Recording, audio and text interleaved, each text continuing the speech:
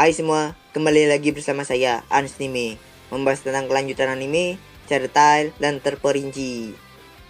Di video sebelumnya, setelah Toya dan Yumina berhasil mengalahkan Bloody Crab, Yumina akhirnya naik peringkat atau rank menjadi merah.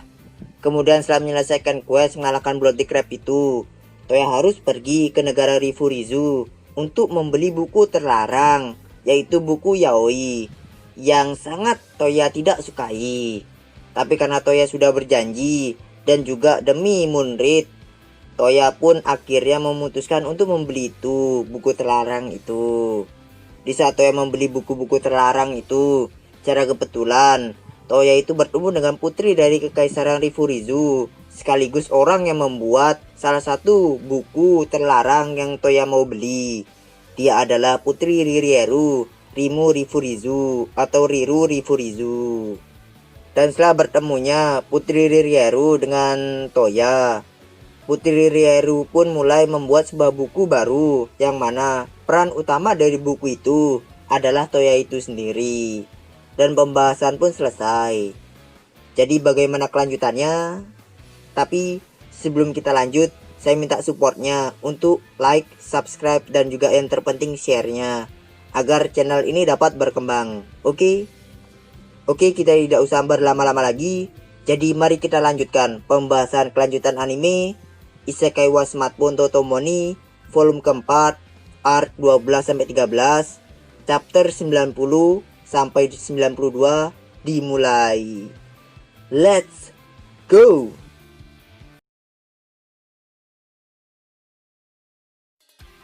Keesokan harinya, setelah pengumuman kalau Putri Ririeru atau Riru Rifurizu ingin menerbitkan novel baru, Toya tiba-tiba terbangun karena dicium oleh Rosetta. Toya kaget akan hal itu, dan Toya pun bertanya pada Rosetta kenapa dia ada di kamarnya dan menciumnya. Rosetta pun menjawab kalau dia itu sedang registrasi Toya sebagai pemilik workshop Babylon, sama seperti Siska lakukan waktu itu di animenya. Mendengar itu, Toya pun akhirnya mengerti kenapa dia dapat ciuman dari Rosetta. Tapi walaupun begitu, menurut Toya registrasi ini tidak begitu bagus dari berbagai hal, termasuk hatinya Toya. Kemudian setelah itu, Rosetta meminta beberapa besi dan perak pada Toya. Toya bingung, dan Toya pun bertanya kepada Rosetta untuk apa itu. Rosetta menjawab kalau itu rahasia sampai barangnya itu jadi. Karena tidak begitu peduli terhadap apa yang Rosetta mau buat, Toya pun langsung saja memberikan si Rosetta itu uang untuk membeli besi dan perak yang dia mau. Rosetta menerima uang itu dengan sangat senang. Setelah menerima uang itu dari Toya, Rosetta hampir kelupaan untuk memberitahu kepada Toya kalau Toya saat ini kedatangan seorang tamu. Dan karena sudah ingat, Rosetta pun memberitahukannya kepada Toya. Mendengar itu, Toya langsung bergegas mengenakan pakaiannya dan langsung menuju ke ruang tamu untuk menemui tamu itu. Dan tamu itu adalah ayah Leon atau Jenderal Leon. Toya bertanya kepada Jenderal Leon ada keperluan apa sampai dia itu datang ke rumah Toya pagi-pagi. Jenderal Leon menjawab kalau dia itu ingin meminta dibuatkan sebuah senjata berbentuk gauntlet yang bisa berubah-ubah seperti milik anaknya, yaitu Leon. Karena pada hari ini pasukan darat dan Ordo Ksatria ada latihan gabungan. Jadi akan sangat memalukan jika dia yang seorang ayah akan kalah bersaing dengan anaknya sendiri. Maka dari itu dia itu meminta ke Toya untuk dibuatkan senjata sama seperti anaknya, walaupun bentuknya berbeda. Toya mendengar itu langsung terkejut mendengar alasannya kekanakan itu. Toya tidak menyangka kalau Jenderal Leon itu adalah orang yang seperti ini. Kemudian Toya bertanya kepada Jenderal Leon, bukannya gauntletnya Jenderal Leon sudah ditambahkan sihir, jadi untuk apa buat yang baru? Jenderal Leon menjawab kalau sihirnya itu memang sudah ditambahkan, tapi tidak begitu banyak. Jadi Jenderal Leon ini ingin Toya itu menambahkannya lagi, termasuk di kekuatannya, dan sekaligus juga tambahin juga defense-nya. Toya pun akhirnya menerima permintaan Jenderal Leon, tapi sebelum membuatkan gauntletnya itu, Toya bertanya kepada Jenderal Leon, apakah Toya itu harus memperbarui gauntletnya itu atau membuat yang baru. Jenderal Leon menjawab kalau dia itu ingin dibuatkan yang baru, karena gauntlet yang lama itu, yang dia pakai sekarang ini, itu tuh memiliki sebuah kenangan. Jadi Jenderal Leon itu tidak mau mengubahnya. Setelah mendengar itu, Toya itu langsung membuatkan gauntlet baru untuk Jenderal Leon. Toya mengeluarkan mithril-nya dan juga kulit bulu magic beast untuk bahan-bahannya. Dan setelah selesai, Toya langsung memberikan gauntlet perak yang dia buat itu kepada Jenderal Leon. Gauntlet yang dibuat Toya ini berisikan sihir gravity untuk meningkatkan daya serangnya dan perisai di gauntlet sebelah kirinya untuk defensifnya. Setelah memberikan itu, Toya langsung mengajak Jenderal Leon ke dekat tanah kosong atau tempat Bloody Crab berada menggunakan gate untuk mencoba gauntlet itu. Setelah sampai di sana, Toya langsung menjelaskan kepada Jenderal Leon tentang cara kerjanya gauntletnya itu.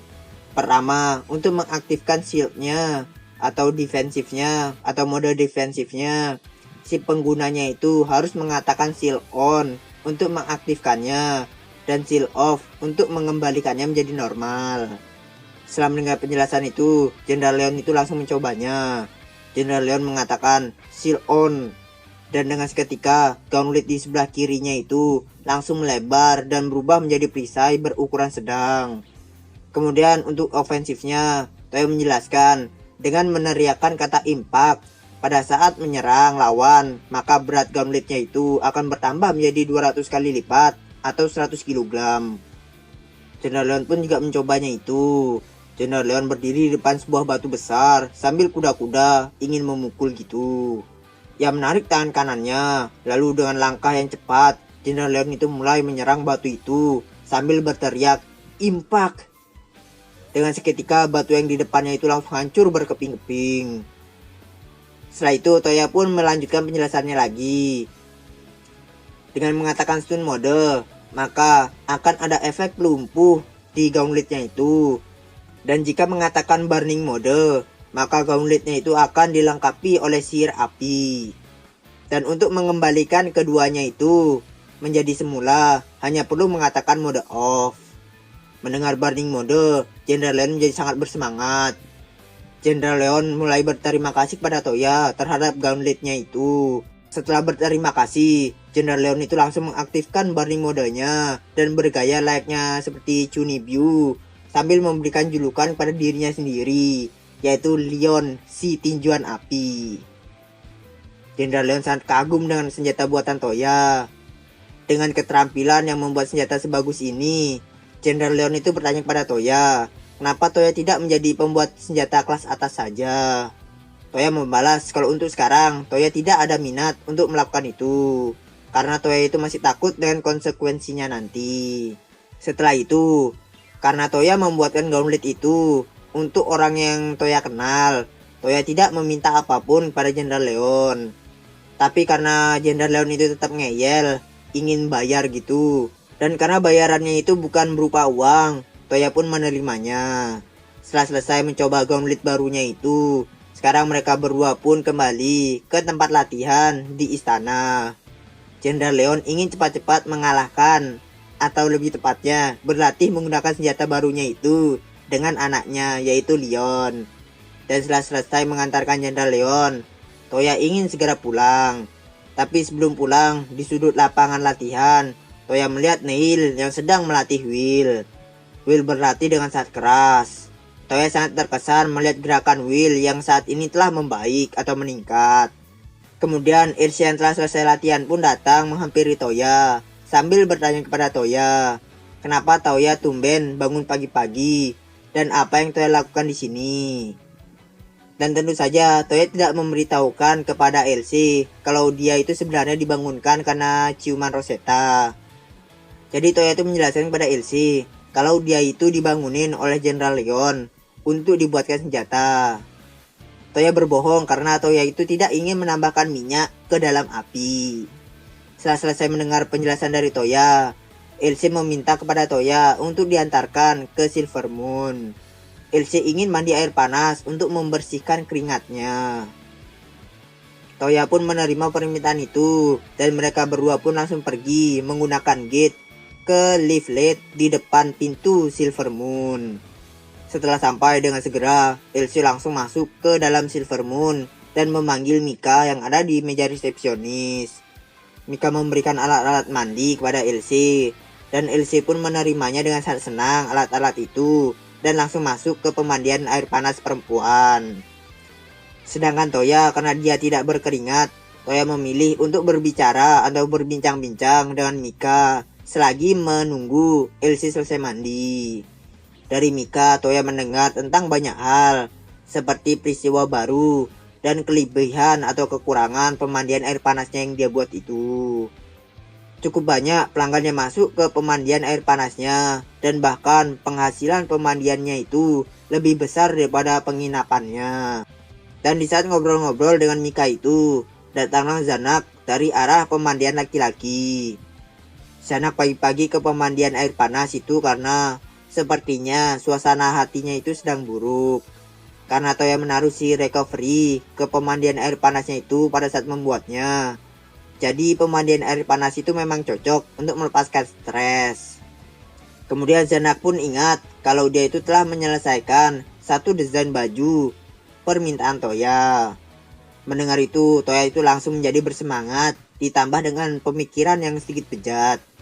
Dengan bantuan kerjasama dari Mika, Toya memulai rencananya untuk membuat Elsie memakai baju itu. Mika mengganti baju gantinya Elsie dengan baju rancangan Toya itu. Elsie yang sudah selesai mandi itu dan berniat ingin memakai bajunya. Elsie terkejut melihat baju gantinya itu menghilang dan digantikan dengan baju yang lain. Karena hanya ada baju itu saja, maka mau gak mau, Elsie pun memakai baju itu dan langsung menuju ke Toya dan bertanya kepada Toya, apaan ini? Toya membalas kalau itu adalah hadiah dari Toya untuk Elsie.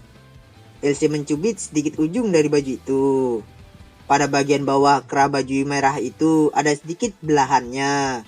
Itu adalah baju atau gaun Mandarin yang sangat pendek ditambah dengan sepatu hak tinggi. Toya memuji Elsie dengan mengatakan dia itu terlihat manis.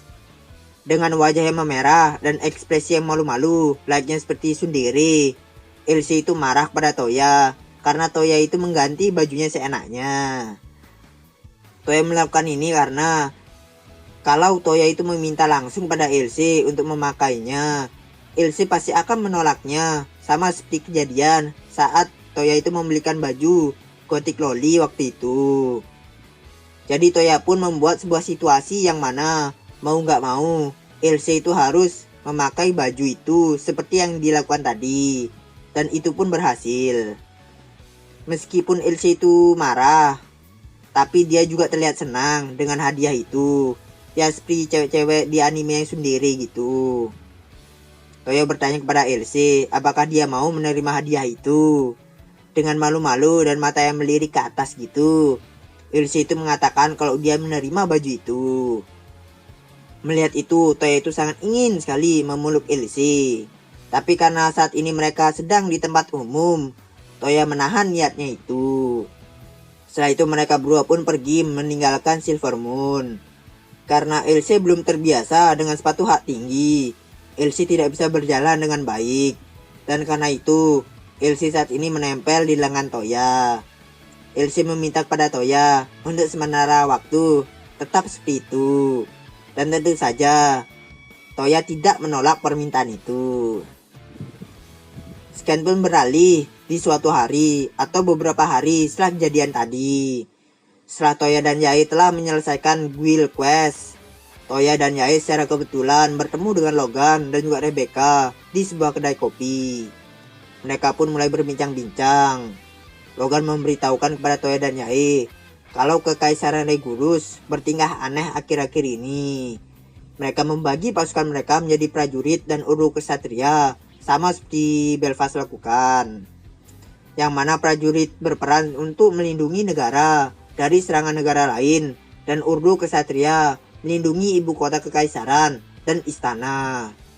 Bahkan baru-baru ini, para pasukan prajurit terlihat seperti ingin sekali berperang. Tapi Kekaisaran Regulus itu tidak memberitahukan apapun kepada rakyatnya tentang perang. Yae yang ada di sebelah Toya pun bertanya, apa yang dimaksud Logan itu mereka ingin mencoba untuk berperang dengan negara lain. Tapi sayangnya bukan itu yang dimaksud Logan. Rebecca pun mulai menjelaskan kalau yang dimaksud Logan dan Rebecca itu adalah kaisar atau raja dari Kekaisaran Regulus itu saat ini sedang terbaring karena sakit. Dan lagi anak atau putra mahkota mereka itu masih berumur 20 tahun dan masih belum memiliki pengalaman dalam mengatur negara atau berperang. Kan aneh aja, rajanya sakit, anaknya noob, tapi prajuritnya itu semangat sekali mau perang. Dengan keadaan pemimpinan yang kayak gitu, kan gak masuk akal sekali Kekaisaran Regulus itu mau perang. Yai pun bertanya lagi, bagaimana jika Kekaisaran sedang mempersiapkan pasukan mereka untuk melindungi Kekaisaran Regulus dari serangan negara lain jika saja nantinya Kaisar Regulus atau Raja Regulus akan mati. Yai bertanya seperti itu karena Kekaisaran Regulus ini memiliki banyak musuh. Contoh negara Belfast. Belfast dan Regulus ini pernah berperang 20 tahun yang lalu. Jadi kan wajarlah bagi Kaisar Regulus ini untuk jaga-jaga. Ya siapa tahu setelah mengetahui Kaisar Regulus ini mati, Belfast ini akan langsung menyerang Kekaisaran Regulus. Apalagi sekarang itu Belfast itu telah membentuk aliansi sama Miss Smith dan juga Kekaisaran Rifurizu. Dan ditambah lagi dengan Federasi Rodomea dan Kerajaan Suci Ramisu yang memang tidak bersahabat dengan Kekaisaran Regulus. Jadi untuk jaga-jaga ke 5 negara ini, siapa tahu nyerang lah. Tapi Logan pun membantahnya juga. Karena setiap negara itu juga tahu kalau menyerang Kekaisaran Regulus itu nggak ada gunanya di situasi kayak gini. Yang mana jika saja ke 5 negara itu yang disebutkan tadi itu mulai menyerang Regulus, maka mereka pasti akan dengan sangat mudah mampu mengalahkannya. Dan setelah menang itu, maka masalah yang lebih besar pasti akan datang lagi, yaitu bagaimana cara mereka untuk membagi wilayah Regulus yang kalah itu. Kan pasti salah satu dari negara itu pasti ada yang serakah, minta banyak gitu. Jadi malah tambah panjang urusannya nanti. Jadi nggak mungkin lah kelima negara ini ngurusin kayak gitu. Itu pikirnya Logan. Dan setelah berbincang-bincang tentang itu, Toya dan Yai pun berpisah dengan Logan dan Rebecca. Saat ini Toya dan Yai pergi ke Mundit karena Toya mendapatkan pesanan untuk membeli buku baru tentang buku misteri dan petualangan. Hanya saja Toya itu mendapat sedikit masalah, yaitu buku-buku itu ada di Kekaisaran Legurus. Setelah mendengar cerita dari Logan tadi, Toya memutuskan untuk membeli buku ini cepat-cepat dan gak mampir-mampir gitu saat di sana, karena takutnya kena masalah. Toya bertanya pada Yai apakah Yai mau ikut juga. Yai menolak tawaran Toya karena Yai itu ingin mengajak Lindsay yang ada di lantai 2 Mundit untuk pulang karena sudah waktunya untuk makan makanan ringan. Dan Toya pun akhirnya pergi sendiri ke Kekaisaran Regulus. Toya membuka gate-nya dan mulai berpindah ke ibu kota Kekaisaran Regulus, Gararia. Dan sesampainya di ibu kota Gararia, Toya dikejutkan dengan pemandangan ibu kota yang kacau balau. Di mana-mana terdapat kobaran api dan banyak orang yang berlarian. Dalam hati Toya bertanya-tanya apa yang sedang terjadi. Toya lompat ke atas sebuah gedung menggunakan sihir grafiti dan busnya untuk melihat apa yang sedang terjadi di sana. Dan yang Toya lihat adalah pertempuran antara prajurit berbaju hitam dan kesatria berarmor hitam di mana-mana. Yang mana prajurit berbaju hitam sedang mencoba untuk memaksa masuk ke istana dan dihadang oleh kesatria berarmor hitam.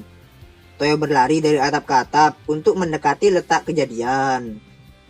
Dan di saat Toya berlari, Toya melihat dua prajurit berbaju hitam sedang melawan satu kesatria armor hitam yang sedang terluka. Toya sama sekali tidak paham dengan apa yang terjadi. Tapi bagaimanapun juga, Toya tidak bisa membiarkan adegan pembunuhan terjadi di depan matanya. Toya pun memutuskan untuk menghentikan mereka. Toya turun dari bangunan itu tepat di belakang dua prajurit baju hitam. Kedua prajurit hitam itu kaget dengan kedatangan Toya yang tiba-tiba. Dan Toya pun langsung menembak mereka berdua dengan peluru pelumpuh dan mereka pun langsung jatuh. Setelah melihat Toya berhasil menjatuhkan prajurit itu, kesatria armor hitam yang terluka itu, dia langsung kehilangan keseimbangan dan langsung terjatuh. Melihat itu, Toya langsung mendekatinya dan langsung menyembuhkannya. Karena dia sudah kehilangan banyak darah, kesadarannya pun mulai melemah dan ingin pingsan. Tapi sebelum kesatria itu pingsan, dia bilang ke Toya kalau para prajurit itu telah memberontak terhadap kaisar. Dan dia pun langsung pingsan setelah mengatakan itu. Toya benar-benar terkejut setelah mendengar itu. Kemudian Toya membawa kesatria itu ke tempat aman dan menyembuhkan kesatria itu dan meninggalkannya di sana. Setelah itu Toya melompat ke atas bangunan lagi untuk melihat situasinya lagi. Kemudian Toya itu langsung menggunakan fitur HP-nya untuk menghitung jumlah prajurit berbaju hitam dan juga kesatria berarmor hitam. Dan HP Toya pun langsung menjawab kalau prajurit berbaju hitam terdapat 12.564, sedangkan kesatria armor hitam terdapat 1.165.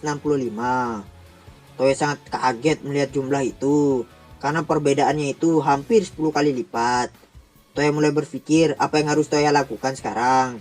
Toya sebenarnya bisa saja mengabaikan ini dan pulang ke rumah dan memberitahukannya kepada Raja Belfast atau Ayah Yunina. Tapi tentu saja Toya tidak bisa melakukan itu karena beberapa hal. Dan karena itu Toya pun memutuskan untuk menyelidiki masalah ini lebih dalam.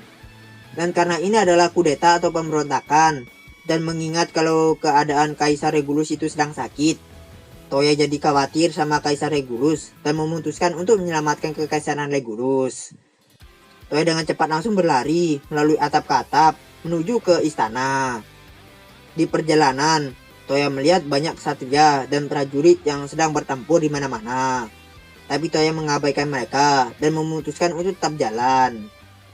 Setelah sampai di depan istana, Toya melihat pintu gerbang istana itu telah hancur, yang menandakan para prajurit telah menyerbu ke istana. Melihat itu, Toya mulai berpikir dia harus segera bergegas untuk menyelamatkan kaisar.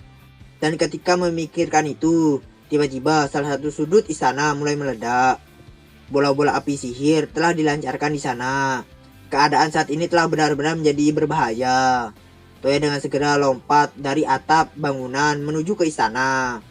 Toya berhasil melompati gerbang istana dan terbang ke balkon lantai 2 istana dan mulai menyelinap ke dalam istana. Dan sekarang Toya itu mendapatkan masalah baru, yaitu Toya itu tidak tahu di mana letak kaisar berada. Karena tidak mau berlama-lama, Toya memutuskan untuk mengecek satu persatu ruangan yang ada di sana. Pada saat Toya membuka salah satu ruangan yang ada di pojok lorong, Toya melihat seorang ksatria perempuan yang sedang terguling. Sepertinya ksatria perempuan itu sedang bersandar di pintu tadi, dan karena Toya menarik pintunya, ksatria itu jadi terguling. Dia terlihat kelelahan sampai tidak bisa bergerak. Walaupun begitu, tekad di matanya itu masih membara, belum menyerah gitu. Dia memandang Toya dengan tajam layaknya seperti ingin mengatakan, "Siapa kau?" Toya pun mengecek ksatria perempuan itu, dan ternyata dia itu telah terkena jarum yang ada racunnya. Mengetahui itu, Toya dengan segera menolongnya dengan memberikan sihir recovery. Karena nggak mau tiba-tiba diserang olehnya, sebelum menyembuhkannya, Toya itu bilang padanya kalau dia itu bukanlah musuhnya. Setelah ksatria itu telah sembuh dan sudah bisa bergerak, dia dengan tiba-tiba menarik pedangnya yang ada di pinggangnya dan mengarahkannya ke Toya. Karena panik melihat itu, secara refleks itu Toya itu menyentuh tangan ksatria perempuan itu dan mengaktifkan sihir gravity ke dia dan membuatnya itu tidak bisa bergerak lagi. Setelah itu, Toya bertanya padanya kenapa dia itu menyerang Toya, walaupun Toya sudah bilang kalau dia itu bukan musuhnya. Si ksatria perempuan itu menjawab kalau dia itu tidak percaya dengan apa yang Toya katakan. Dia menganggap Toya itu ada di sisi prajurit, jadi dia itu ingin mengalahkan Toya. Toya tidak percaya dengan apa yang dia dengar itu dan mengatakan si ksatria perempuan itu bodoh. Toya bilang ke dia, jika Toya itu di sisi prajurit, maka mana mungkin Toya itu mau menyembuhkannya. Mendengar itu, si ksatria perempuan itu akhirnya mulai percaya. Toya juga memperkenalkan dirinya kepada ksatria perempuan itu dan alasan kenapa Toya ada di dalam istana itu. Toya menyelinap ke istana karena Toya ingin membantu Yang Mulia dan juga orang-orang penting untuk melarikan diri dari istana itu menggunakan sihir teleportasi atau gate-nya. Mendengar sihir teleportasi, ksatria perempuan itu langsung memohon pada Toya untuk meminjamkan kekuatannya itu dalam membantu Kaisar. Toya pun menyuruhnya untuk tenang aja karena memang itu rencananya. Tapi sebagai gantinya, Toya itu ingin dia itu tidak menyerangnya lagi. Ksatria perempuan itu pun bersumpah atas pedangnya kalau dia tidak akan menyerang Toya lagi. Dan Toya pun membatalkan sihir gravitinya dari ksatria perempuan itu. Setelah sihir graviti di tubuhnya telah dibatalkan, dia langsung berdiri dan memperkenalkan dirinya pada Toya.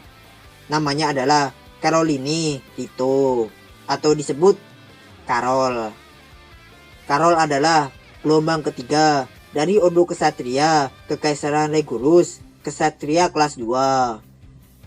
Dan pada saat Carol memperkenalkan dirinya itu, Toya itu malah fokus melihat lambang yang ada di pedangnya.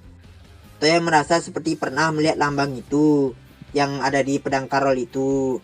Tapi karena mereka tidak memiliki banyak waktu, setelah perkenalan singkat itu, Toya dan Carol langsung pergi dari tempat itu dengan Carol yang memimpin jalan.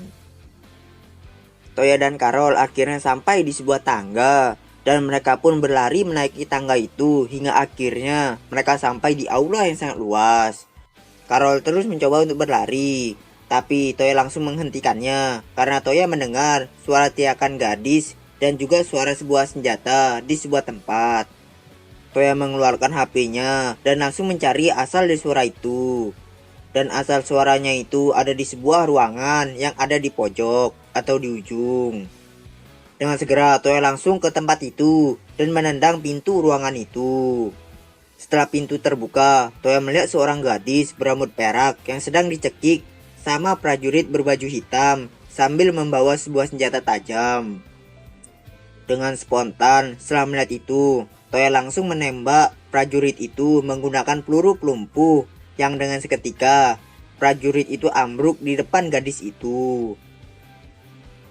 Gadis itu menyingkirkan prajurit yang ambruk di atasnya dan langsung menyingkir dari prajurit itu sambil gemetar.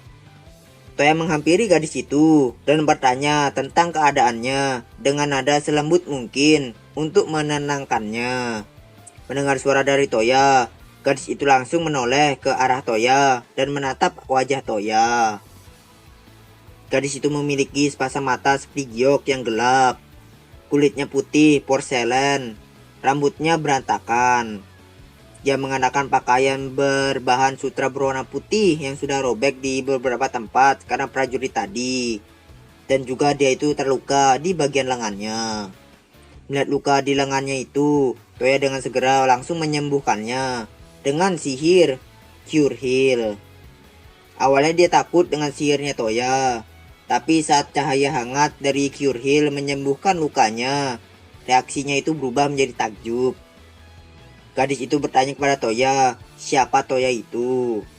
Sambil mengulurkan tangannya untuk membantu gadis itu, Toya memperkenalkan dirinya kepada gadis itu dan memberitahukannya kalau dia itu bukanlah musuhnya. Setelah mendengar itu, gadis itu pun berdiri dengan bantuan Toya. Setelah gadis itu berdiri, gadis itu menatap lurus ke arah Toya sambil bilang, "Ji." Melihat ini, Toya merasa dejavu. Dan gadis itu secara tiba-tiba bertanya kepada Toya, "Apakah kau tidak suka sama yang lebih muda?" Perkataan dan perilaku gadis ini sama seperti yang dilakukan Yumina waktu itu. Toya jadi terkejut dengan perkataan dan perilakunya yang sama persis seperti Yumina. Dan di saat itu juga, Carol pun datang secara tiba-tiba masuk ke ruangan itu dengan menendang pintu. Carol dengan cepat menghampiri gadis itu dengan memanggil gadis itu sebagai Tuan Putri. Carol bertanya pada Tuan Putri tentang keadaannya. Tuan Putri itu menjelaskan kepada Carol kalau dia telah diselamatkan oleh Toya dari serangan prajurit. Setelah mendengar itu dengan niatan membunuh, dia mencabut pedangnya dan mengarahkannya ke leher prajurit yang ambruk akibat peluru pelumpuh Toya tadi itu. Tapi Toya langsung menghentikan tindakannya dengan menarik kerah bajunya. Sambil memegang kerah baju Karol, Toya dan Tuan Putri mulai berbincang-bincang. Di sini Tuan Putri juga memperkenalkan dirinya sebagai putri ketiga dari Kekaisaran Regulus, Lucia Lea Regulus. Setelah berbincang-bincang dengan Putri Lucia, Toya sebenarnya ingin mengirim Putri Lucia itu terlebih dahulu ke rumah Toya untuk berlindung menggunakan gate. Tapi Putri Lucia ini menolak dan ingin ikut Toya dan Karol karena dia itu sangat khawatir sama ayah dan kakaknya atau putra mahkota. Karena Putri Lucia mengatakan itu dengan penuh keberanian, Toya pun mengizinkannya dan mereka bertiga pun pergi dari situ. Saat ini mereka sedang berlari di koridor. Dan pada saat berlari itu, Karol memberitahu kepada Toya kalau yang harus diselamatkan saat ini hanyalah Kaisar dan putra mahkota saja. Sedangkan putri pertama dan kedua itu tidak, karena mereka berdua itu saat ini sedang ada urusan di luar negeri. Mereka berdua terus berlari hingga melewati koridor dan berbelok di sebuah tikungan. Yang di depan tikungan itu terdapat pintu yang besar yang sudah terbuka. Di depan pintu itu sudah ada 6 prajurit berbaju hitam yang sedang menunggu dengan senjata di tangan mereka. Toya langsung mengeluarkan senjatanya atau Brunhild dan menembak semua prajurit itu dengan peluru pelumpuh dan mereka pun tumbang. Di depan pintu besar itu, Toya membuka pintu itu dan terlihatlah ruangan yang sangat luas dan juga mewah. Tapi bukan hanya itu saja, Toya, Karol, dan Putri Lucia juga melihat beberapa pria yang terdiri dari 3 prajurit biasa, 2 veteran, dan 1 jenderal yang sedang berdiri di dalam ruangan itu. Dan di tengah-tengah mereka itu terdapat Kaisar atau ayah Putri Lucia yang sudah terkapar di lantai. Melihat keadaan ayahnya yang sudah terkapar begitu, Putri Lucia menjadi sedih. Sedangkan Karol melihat keadaan Kaisar yang seperti itu, Karol menjadi sangat marah. Dengan keadaan marah itu, Karol bertanya kepada jenderal yang ada di sana, yang dia sebut itu Jenderal Bazuru. Apakah kau yang melukai Kaisar? Melihat Karol dan Putri Lucia masih hidup, Jenderal Bazuru menjadi kaget. Kemudian Toya bertanya kepada Jenderal Bazuru, kenapa Jenderal Bazuru melakukan pemberontakan ini? Jenderal Bazuru pun mulai menjelaskan motif dibalik pemberontakannya yang dia buat itu. Jenderal Bazuru bilang kalau dia itu tidak setuju dengan perjanjian non-agresi yang dibuat Kaisar bersama dengan negara Belfast dan juga Rodomea. Oh ya, bagi yang nggak tahu non-agresi itu adalah perjanjian antara 2 negara atau lebih untuk berdamai dalam jangka waktu yang sudah disepakati antara negara yang bersangkutan itu. Oke, kita lanjut lagi. Jadi Jenderal Bazuru ini nggak terima sama Kaisar Regulus yang membuat perjanjian damai itu. Yang dia mau itu perang dan juga perang. Terutama sama Belfast dan juga Rodomea itu. Dia menganggap Kaisar itu sudah tidak berguna karena buat perjanjian itu. Dan dia itu ingin melengsarkan Kaisar dan membuat dirinya sendiri itu menjadi Kaisar yang baru. Karena menurutnya dia itu lebih cocok daripada Kaisar yang sekarang atau ayah Putri Lucia. Toya sangat tidak percaya dengan apa yang dia dengar. Ternyata masalah yang terjadi saat ini adalah perebutan kekuasaan. Karena niat Jenderal Bazuru ini ingin menyerang Belfast, Toya pun bertanya lagi kepada Jenderal Bazuru. Apakah Jenderal Bazuru ini sanggup mengalahkan negara Belfast yang sekarang ini sudah beraliansi dengan Miss Mido dan juga Rifurizu? Dengan nada yang sombong, Jenderal Bazuru menjawab pertanyaan Toya kalau dia dan pasukannya itu sanggup mengalahkan negara Belfast. Jenderal Bazuru mulai membentangkan tangan kanannya ke jendela. Dan Jenderal Bazuru pun mulai merapalkan mantra sihir summoner. Setelah Jenderal Bazuru menyelesaikan mantranya, tiba-tiba jendela yang ada di dekatnya itu hancur seketika. Dan di tempat jendela itu sekarang diselimuti oleh cahaya. Dan setelah cahaya itu lenyap, di tempat itu muncullah iblis besar yang tingginya sekitar 3 meter.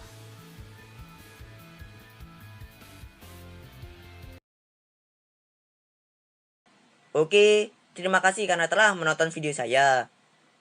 Jika ada salah kata atau informasi, mohon dimaafkan. Dan jangan lupa di supportnya juga ya channel ini. Oke, sekian dulu dari saya. Saya pamit undur diri dulu. See you next video and